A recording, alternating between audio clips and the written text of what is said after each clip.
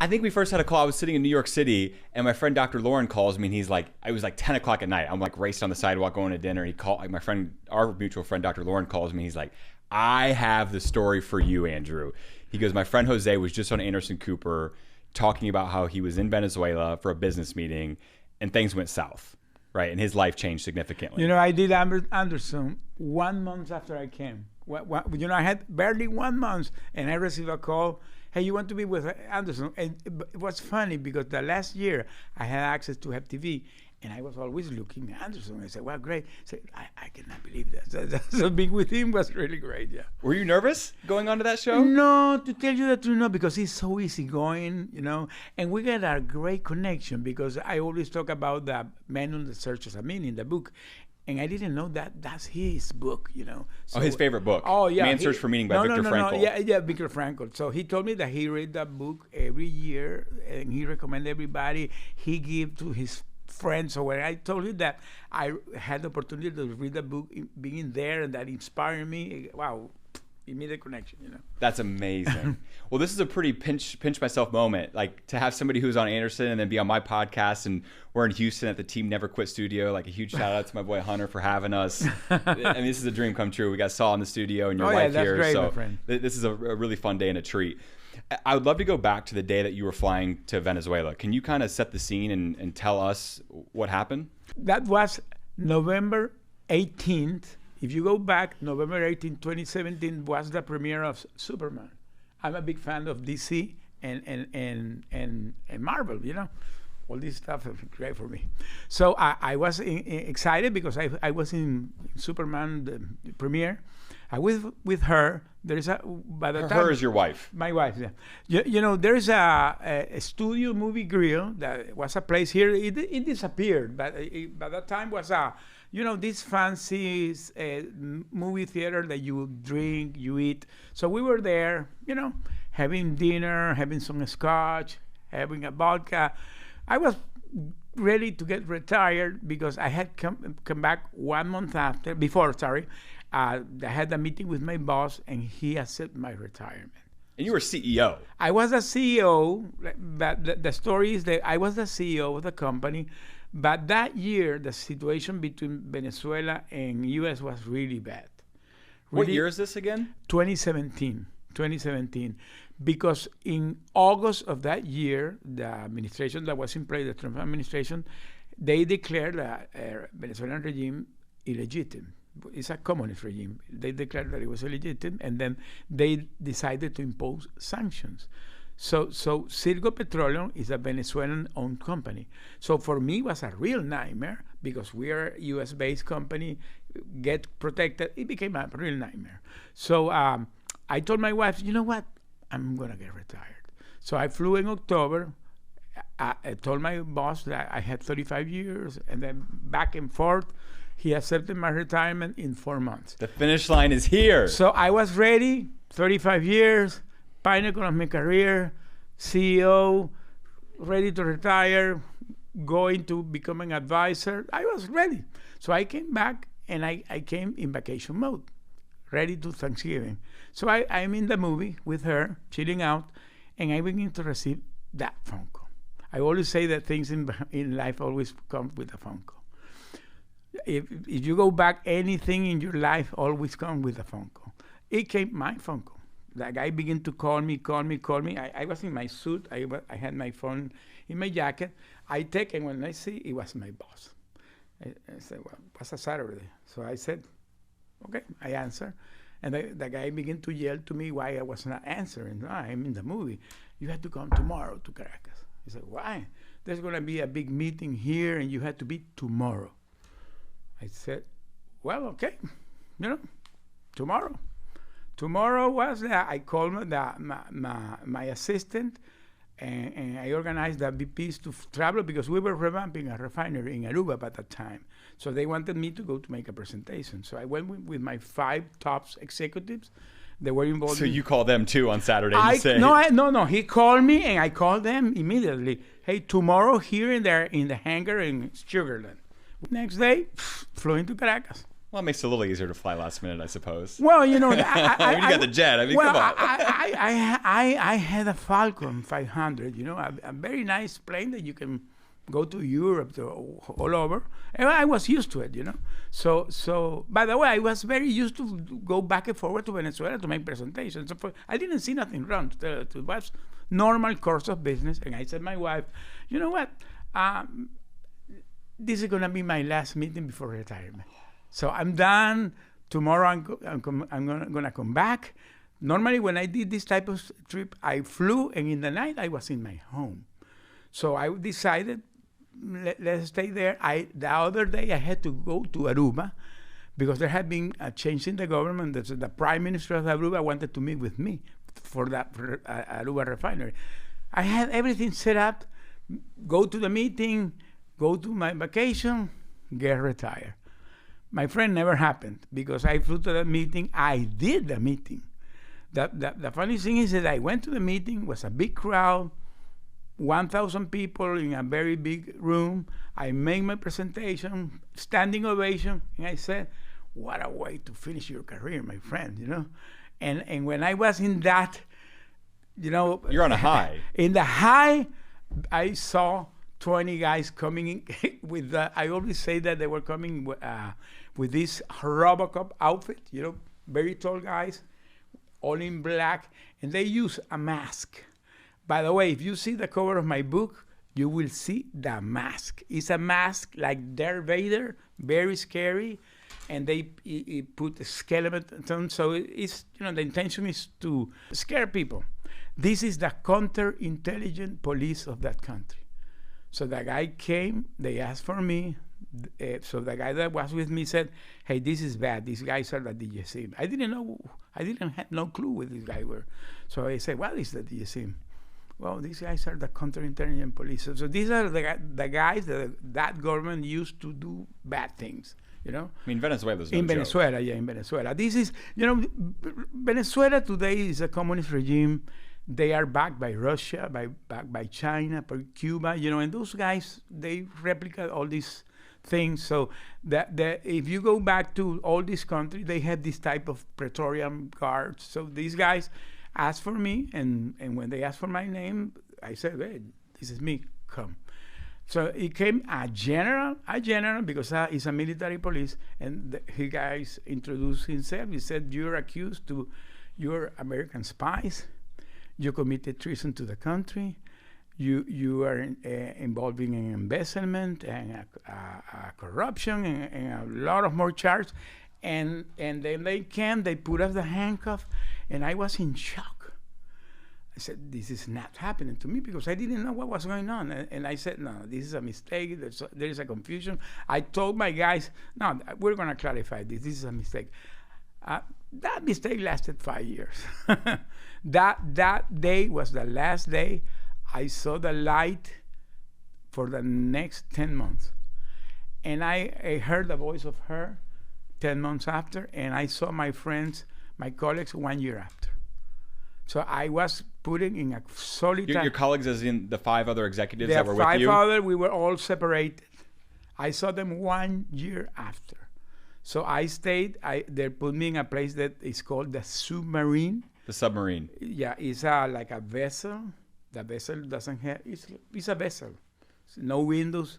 And we were put it there. The first time I saw the light of the sun was maybe, I don't know, 4 or 5 months after. I don't know. Because at some point you lose that sense of the timing because I had the lights all the day turned on 24/7. The lights are on 24/7? I had 1 year with the lights turned on. I was not allowed to turn them off. Well, it was a daily torture, and not only that, I didn't have physical itself, but I heard a lot of physical torture. Because that vessel, the only separation was a wall where they have a torture room. So literally in the night, I could hear all the things these guys were doing. So you cannot sleep. It became to be a real nightmare. That was my first year. So when you first arrived at the submarine, like the first couple of hours, do you remember what was going through your head? Yes, and let me go back a little bit because this is interesting. Because that month that I went to ask for my retirement. In October 2017, 1 month before, CITGO usually is a company that has a very high standards of safety and environment. So they were preparing like a summit for safety and environment. So it was a closing. So when I was coming from Venezuela, I received a call, the people of PR, that I had to go to the closing because I was the CEO of the company. I said, well, okay, when it's going to be? It's going to be in the Omni Hotel, whatever. And there was a big crowd, and I asked who was going to be the speaker that's going to close the event, because normally comes a motivational speaker. And they told me there was going to be a guy called Captain Phillips. Can you remember the movie? I am the captain now. Okay, but that was the real Captain Phillips, the real guy. He was the speaker. This guy, October, he does that speech. His speech was navigating turbulent waters. So when he finished the speech, he sit down. She was with me, my wife, and the guy sit down with me, and I said, man, what a journey. And he said to me, no, that is small piece. The movie is maybe the half of what I went through. I say, so it was even worse. You know, that guy told me that the human being has inside that inner force, that in the worst moment in your life, you can unleash that inner force. I'm talking this and giving this goosebumps because I remember that so vivid, because that exactly was what I was thinking when I was caught. The word of this guy. I was in the armored truck, headed to the confinement. It took almost 12 hours because this guy had no clue to do with us because it was so fast that everything was elaborated in the top level of the government, so that the people below didn't know what to do with that. They didn't have no instruction. Everybody was calling to follow instructions. So we stayed 12 hours in the armored truck, and I was thinking. So when I arrived to that place, the first thing they did, they raped our hair. They shaved your head. Yes, yeah, bald, very. You know. How'd you look with a bald head? Well, I stayed. I just shaved my head. I kind of like it. No, but let me tell you, I shaved it and I stayed how long? I don't know, years. I stayed years, maybe 3 or 4 years without hair. And one of my guys, by the way, you look good with hair. I'm glad that it's back. Well, let me tell you, one of my colleagues, he has a very nice hair, you know, very, very fancy hair. And that guy was, when I saw him, that guy said, they took his hair. No, his hair, you know. But they mean business, damn it. But, well, that was a minor thing at the point. Of course. But after that, we were put in that solitary confinement. They gave me a mattress stained with blood. The day after, I began to have itching. I had scabies. I had scabies. How big is the room that you're in? No, the submarine. Maybe like this. Maybe like this room. 15 yards or so. Maybe something like this room. Mm-hmm. And after that, 1 year after, when we were put the 6 together, was something even smaller than You have this. a bathroom in it? We had a very tiny bathroom. We didn't have no running water. We had a tank, so they put water in that tank every week. So we had to use bottles of 1 gallon. We used 3 gallons per day per person. So to shower? To do everything. Whatever. So you had to manage that. No, shower for me was 1 gallon. I shower. I'm a very fan today of saving the earth. Yeah, because it was funny when I came back. I remember the nurse. I decided to take a shower, and I went to take the shower. First time in 5 years. First time in 5 years. 5 years. You showered. I showered. You were CEO of a major company, and I was with a good life, hanging at the movies with your wife, and then all of a sudden they steal you of your freedom, and it's 5 years before you have a shower. Not only that, I lost the control even what I was gonna eat the other day. So can you imagine the shift in your life? That one day after you lose everything.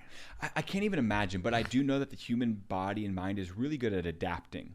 right? Like you get thrown in this environment, I'm sure you just go into survive mode. Well, I'm not gonna say that it was immediately because in the first, maybe the first month, my thought was why this is happening to me, because you go the first in a denying process.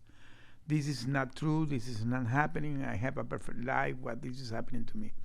So, well, maybe 1 month after, I received a note through somebody that was in that process. He sent me a note, and it was a handwritten note telling me what was going on, and that's where I realized that we were in a real bad situation because we were caught in the middle of the relation between the U.S. and Venezuela.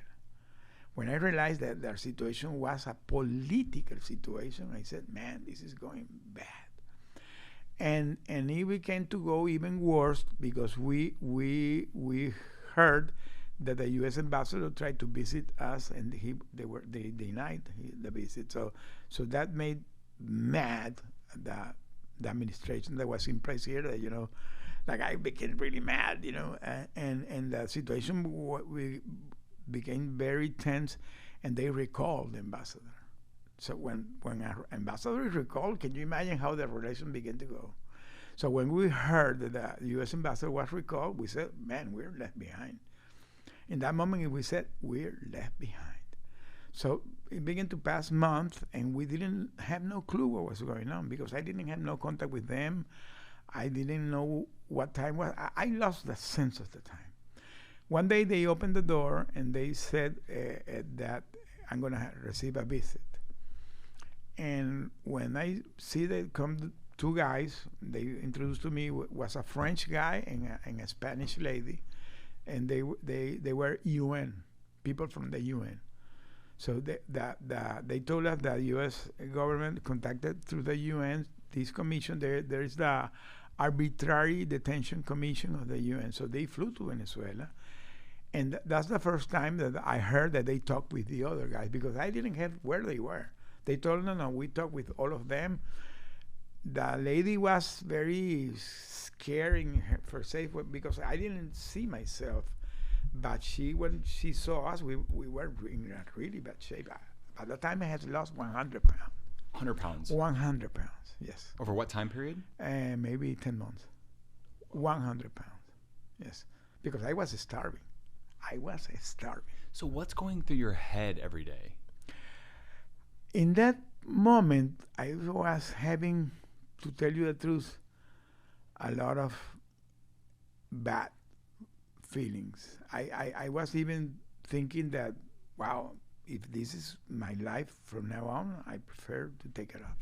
So I at some point, I had to confess that I was having some suicidal thoughts, Did you ever make a plan to act on that? No, because I heard about somebody that did it in there, and that I said, man, take those thoughts off. So what kept you going? What helped you kind of keep those? Well, because after the visit of the UN, days after, they gave me a call so I could talk with my wife. Oh, you talked to her? Yeah, like 1 or 2 minutes, yes. And then when I heard her voice, she told me how you are, and I said, well, I'm alive. And she told me, we're fighting hard to bring you back. The U.S. government is totally on board since day one.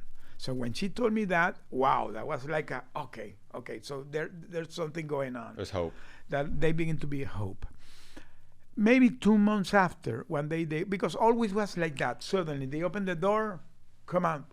They never told you what was going on. So like maybe 2 months after, I talk about the days because I began to count the days in the wall. So I began to have like more control of how much time was going on. So maybe 2 months after, they opened the door. They told me to take my things and I'm gonna be moved. And when I go to another place and when I come, there was something smaller than this. I saw the other 5 guys there. So when we saw the first time, wow,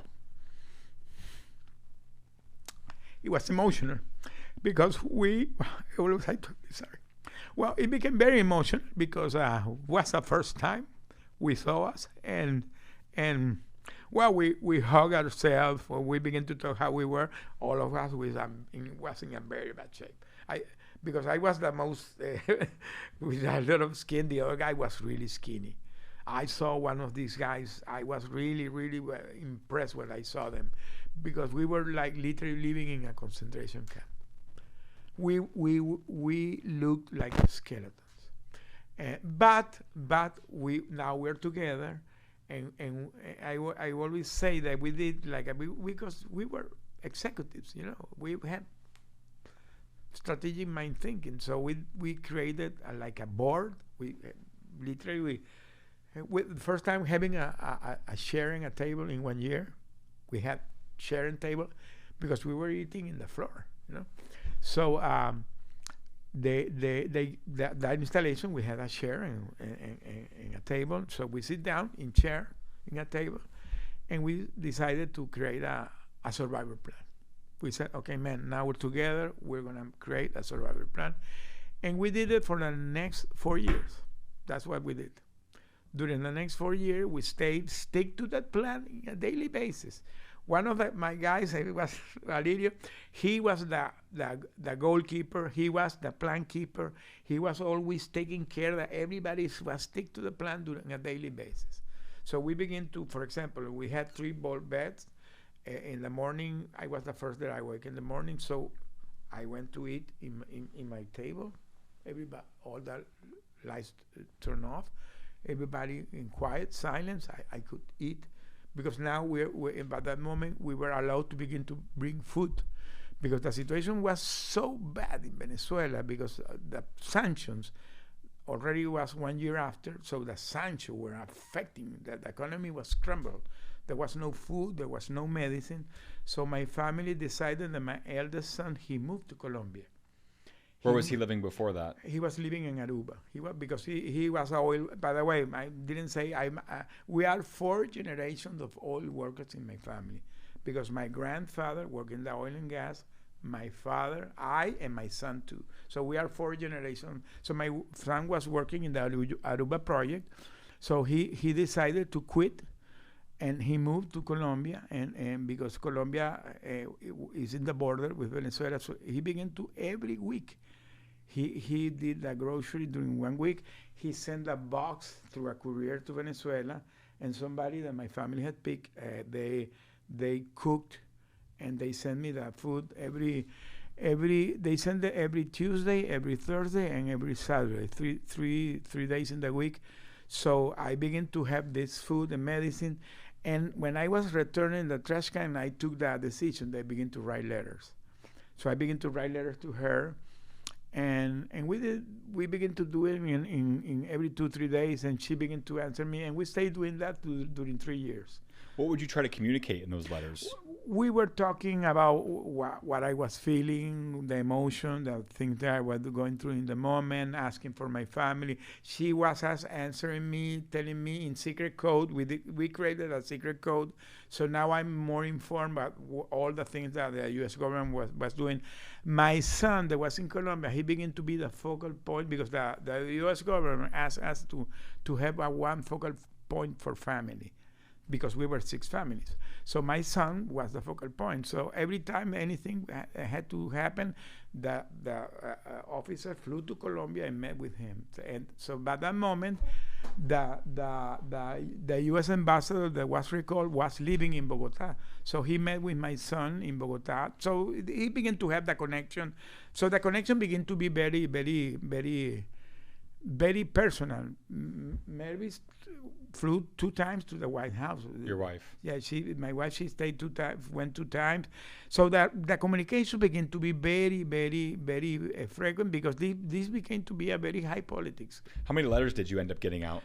I could get out more or less between her and me like 1,000 letters. Where are they at now? I have it, and that my book is based on those letters. Wow. They're going to be in a museum someday. I don't know. One day I'm gonna put it in. Yeah, because they are handwriting. I have it in my house. I have it, and I'm gonna compile them to become the legacy to my grandsons. One day they're gonna have the which you can overcome. Yeah, So I decided that those letters, she compiled it and she put it in Word, and that is the base of my book. My book is based on those letters. So I could when you read my book, you will see that It just came out this week, yeah? no, it's going to be in next week. Next week. But From hero to villain? from hero to villain. But you know that the book has that thing that I couldn't read the days. Today is Saturday, April 9th, 2020, because I was writing the letter that day. So I had that personal thing that is like a memoir. It's the memoir, and of course I polished it. I adapted it for events that happened during all this time I have been here. That today I'm very connected to the hostage community. I'm working with the hostage foundation, so there are a lot of things that have been going in my life after that. So I include things there in the book. But basically, the book is based on those letters, and it's amazing that they never found the letters. And the guy that was doing all the logistics, he managed to, because the way he did it is he received the letter, he took a photo and sent, because he was in Venezuela, so he sent it to her via WhatsApp, and she answered. So after he compiled a set of letters, he sent it to here. So at the end, I have all the originals here.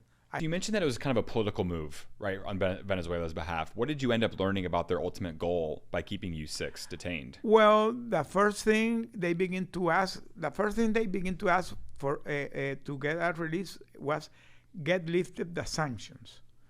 The sanctions. America had sanctions against Venezuela. Yeah, because the first thing they did is they put sanctions against the country and the officers.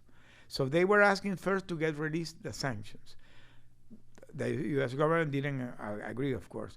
They were asking to get released the personal sanctions, personal of interest. There was some. What does that mean? That there is an office called the OFAC, the Office of Foreign Asset Control. That office is in charge to designate people to get sanctioned. So they get sanctioned the Venezuelan president, the Venezuelan Prime Minister, the Venezuelan. And they put sanctions on them. Does that mean they like locked some of their assets? They control locked their the travel? asset. They have travel ban. They cannot go outside the country because if they can get caught, so they are trapped in their. Basically, limits them from going to Miami. Yeah, they cannot go nowhere. Okay. Not only them, their families. When they sanction the So they're person, stuck. they're stuck. Them, their wife, their kids, their granddad. So all the families. Got it. So it's a very, very severe situation. So they were asking to get lifted the sanctions to the country, the sanction to them, and after that they were asking to get the oil ban lifted because there was imposed an oil ban. So imagine all the things these guys were asking for us. Every time I heard what these guys were asking, I said, man, I'm not gonna get never from here, because they were really asking a lot. So that's why this thing lasts so long, because always are big stakes, you know. So after that, they begin to ask to get released. There's a famous drug lord that was here called Alex Saab. They were asking to get us in exchange to that guy. He was held captive here in America. He was captured here. He was a drug lord. So they wanted to do a prisoner swap. They wanted the prisoner with this guy. And at the end, after 5 years of negotiation, they swapped us with the 2 nephews of the president of Venezuela that were locked here also for drug deal. And these guys, the day we were released, we landed in a Caribbean island called San Vincent and Grenadines. And that day is that I realized that we were swapped with this guy, because we came with the Venezuelan plane, it came the U.S. plane, and then we saw when we crossed, movie style, when you cross one to the other way, and I saw the 2 guys coming, and the guy that negotiated release is an ambassador called Roger Carsten. He runs an office called the Special Presidential Envoy for Hostage Affair, SPIHA. It's a big job. Oh, he's a subsecretary of state. He's attached to the State Department. Secretary of State. Yes, he's like a subsecretary of state attached to the State Department. He's a big rank guy. He was who he ran all the negotiations with us. He went 1 year before our release. We met with him in Venezuela. We met 3 times with him. And he always was telling us, we were the first meeting, and he said, man, we are here. Second meeting, we are here. Third meeting, we are here. Fourth meeting, he released us. So in the fourth meeting, when we saw the U.S. plane coming, when we saw the guy, so hey, we call him today Captain America. We call him Captain America. That's brilliant. No, not only that, because his name is Roger, you know. And when I went to Washington, thank you, Roger. One year ago, we gave him a badge of Captain America. And when I stayed last week, I went to his office, and he has in his office Captain America. That's beautiful. Every time you see any American release, you will see this guy. It's Roger. Captain America. Captain America. If you go to the day that Brittany Griner was released, he was there. When Trevor Reed was released, he was there. When the people that was released from Iran, he was there. So he always is there, but he always works behind the scenes. Why do you think he's so good at his job? Because he's so committed. Man, this guy has created. So it's commitment, but he's got to have some sort of skill, right? No, well, remember, he's a Green Beret. He's a Green Beret. He has been all the time, you know, in the special forces. The man is trained. He's like the true American James Bond. Let's have a barbecue with him. I want to meet this guy. No, that guy's amazing. Call him up. Amazing. Call him up. Dial him in. I can tell you, Roger is an amazing guy, and he's so committed. By the way, he's gonna receive the Freedom Award in Oslo in maybe 1 month. He deserves it. He deserves it. That guy is so awesome. But no, not only him, all his team. There's so many people, I'm sure. I know today all his team. Mm-hmm. All his team. You know, I when I went to Washington 2 weeks ago, I went to their office. Man, this team is so awesome. So they are so committed what they do, and they truly take care, not like a job. You know, they do this like a mission. Really is a mission to rescue people. So obviously this experience was incredibly intense and traumatic for you and your 5 colleagues, but also your families, right? That's like, I'm sitting here thinking about your family as well, right? What they went through. No. And just the wondering what's going on. I'm so glad they had some communication with you to kind of know. But truthfully, did they think that you would survive, or were they starting to plan for you never returning? I mean, 5 years is a very long time. Well, today we was talking about that everybody was telling my wife that I was going to stay there forever. And she always was saying, no, he's going to come back. She was really convinced that we were going to come back. All the 6 family. I can tell you the work that 6 family did is so incredible. Because not only they did the big buzz in the media. They went big in the media. They went to all the media that you can imagine. So that the noise began to be very, very loud. And there's where they created the brand of CITGO 6. I don't know who began to call us, because we were 6 guys working to CITGO, and they began to name us CITGO 6. And we became like a brand, because if you go to the news of that time, you can see here or whatever, Pompeo, Trump, whoever released the CITGO 6. CITGO 6 is CITGO everywhere. 6. We began to be the CITGO 6. And by the way, in Venezuela, every time they call us, hey, CITGO 6, come here. So we became CITGO 6. So it was funny. Nobody knew our name. We were CITGO 6. Wait, when you hear CITGO 6 now, do you get like prideful, or does it trigger trauma? No. For me, we joked today that one day we're going to create a rock band called the CITGO 6. Well, maybe I don't know, a team or something, you know. No. Really, for us, the CITGO 6 now is part of my life. Huge part. By the way, we received the surprise in December 27. We received a call like 2 or 3 days before that we were invited to a meeting in the mayor's office here in Houston. When I didn't know what was going on, so I go with my wife, and when we go to the meeting, it was amazing, because they was waiting us to make a proclamation. We received a proclamation of the city of Houston, and they created the CITGO 6 day. Every December 19th every year is going to be the CITGO 6 day here in Houston. December 19th. 19th. Is that the day you got released? No. I don't know why they put it that day. Random. Maybe that was the day that was available in the. I don't know. But the truth is that December 19th is my official day, and they gave me a big proclamation, and well, for me it was a surprise. Now I have my own day here. That's incredible. Congratulations. Yeah. So it was like a final of my journey. My book finished with that, with that, because that was like a final of a cycle. Like tied the bow. Yeah. Did you believe in God going into this experience? Of course. That part, I cannot make this without God, because part of our survivor program was having daily Bible studies. We did like 3 hours per day. We did a very comprehensive plan. It started with the eating, with exercising.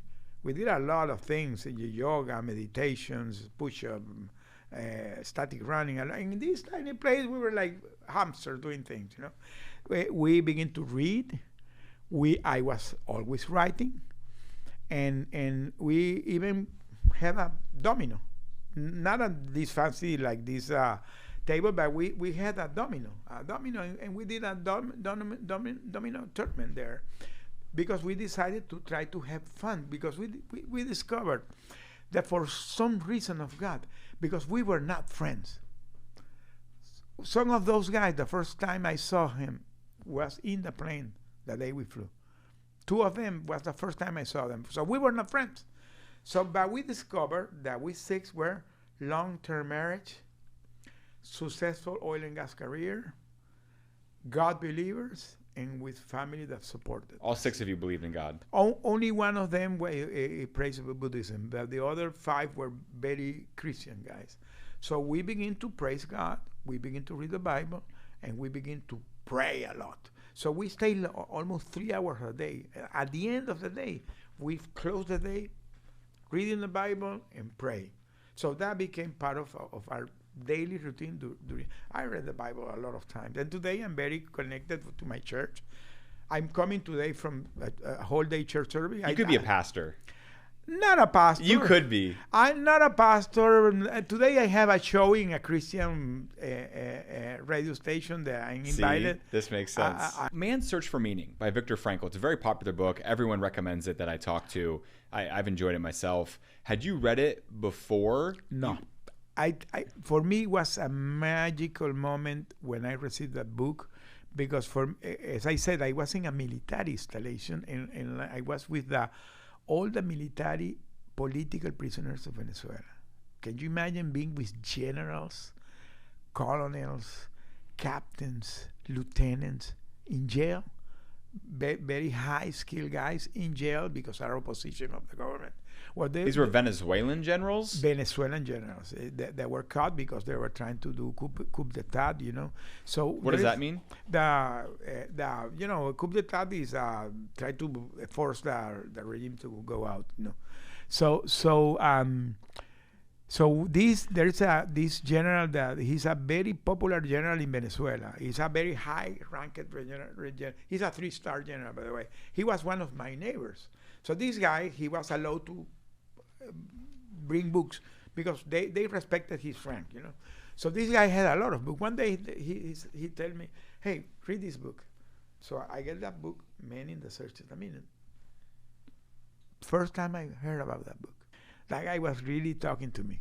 It's a very similar experience, right? I mean, man, so similar. There's a lot of parallels. A lot of parallels.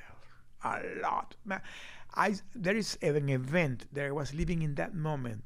I was going through a thing in that moment.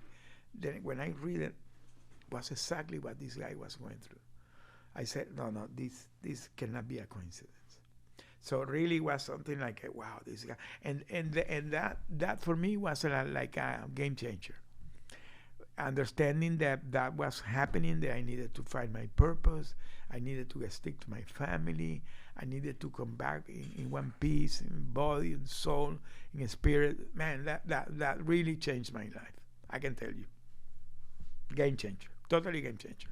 And after that, really, we begin to do a lot to be more focused in come back in one piece, not broken, in one piece to our family. And we begin to work very hard to that. Because integration had to be incredibly tough, right? You've been isolated for 5 years. I imagine even your social capacity to communicate with people that you love, I'm sure it was hard. Not only that, imagine 6 guys in a very confined place. The probability to have, arguments and things were high, and we decided to, if anything that was going wrong, immediately talk about it. We never left nothing in the table, and we were cheering each other. We created really strong bonds. If we saw somebody down, immediately the other came to lift. You were intentional. You guys guided yourself out of that situation. Totally. I can tell you, we did it great. I feel so proud what we did, the 6 of us. We did it great. When I saw them, I saw one of them in Washington last week. The other guys, I saw them in December when we went to the proclamation. You guys stay in touch. Man, I told them, man, I'm so proud of you guys, the family. That was an amazing journey, but we made it, and we all of us came back in the same mode. Everybody is doing great. It's been an emotional journey. I'm not gonna say it's easy, but we did it great. I feel so proud of that. We did it great. What was the moment like getting reconnected with your family? Wow, has been not easy, because when I came back, I found my family, my son were exhausted. My son that was taking care of me during 4 years. I mean, he moved to Colombia. He moved for 4 years. Just to get you out. 4 years. 4 years. And when he came back, I came back in October. He came back in January, because he had to, get rid of the apartment and settlement, schools, all the stuff. So he came back like 3 months after. When he came back in January, he said, "Dad, I'm done with you. I want to continue my life. I need a break. I need a break." And now he's doing, but he said, "I'm done with you." That's real. And it's real. He take 4 years his life in pause. My wife, has been, the first moments were very tough, because a lot of PTSD events begin to appear. I have a therapist every week, and I went through this program the military does for the POW and MIA. So I went through that process. I went to a big trauma center in North Carolina. So the evolving process was like a kind of 6 months. And my therapist, by the way, we are very connected. We're friends today. She told me that these things that are doing, the talking, verbalizing, helping other families, has helped me a lot in my healing process. Mm-hmm. It's been a very therapeutic for me. I'm sure it's been a very hard journey. And kudos to you for being so vulnerable and open about it. Well, today, every time some family is going with something in hostage situation, they call me. I'm connected to all of them. When these guys that came back last year were released, we connected. We saw us now in Washington, gathering with all these guys, taking photos with them. It was really a great moment. That's beautiful. Yeah. What's the number one lesson that you learned through that horrific 5-year experience? That anything in life you can overcome it. That nothing is impossible. Because we went through so much, and I'm here. For me, the word impossible today doesn't exist. Of course, you can die. that is something that maybe is God. But the other thing, you can overcome it. Anything in your life. That's beautiful, Jose. You've shown that. You've walked the walk, so thank you. This podcast is called Permission to Shine because I try to find the most humble, inspiring people in the world who usually aren't really good at bragging about things. And something I like to do is put 60 seconds on the clock and have you do a rapid fire list of the things that you are most proud of accomplishing in your life. Are you down to do this? Yeah. You understand the assignment? Yeah. Okay, so I'm going to put 60 seconds on the clock and then you're going to rapid fire. Okay? And at 60, I'm going to stop you. Okay.